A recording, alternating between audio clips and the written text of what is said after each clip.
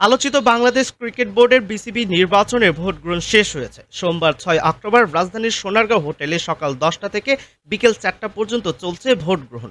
বর্তমানে চলছে ভোট গণনা। এর মধ্যে বিসিবি নির্বাচন নিয়ে সামাজিক যোগাযোগ মাধ্যমে স্ট্যাটাস দিয়েছেন সাবেক অধিনায়ক তামিম ইকবাল। সোমবার ৬ অক্টোবর নিজের ভেরিফাইড ফেসবুক পেজে তামিম লেখেন, অনেক মিডিয়ায় ও নানা মাধ্যমে দেখতে পাচ্ছি বলা হচ্ছে বিসিবি নির্বাচনে আমি ভোট দিয়েছি।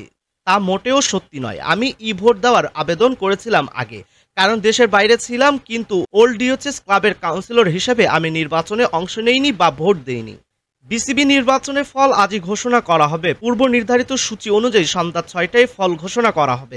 সভাপতি ও সহসভাপতি নির্বাচন সন্ধ্যা ৭টা ৩০ মিনিটে অনুষ্ঠিত হবে। এরপর রাত ৯টায় ফল ঘোষণা করা হবে।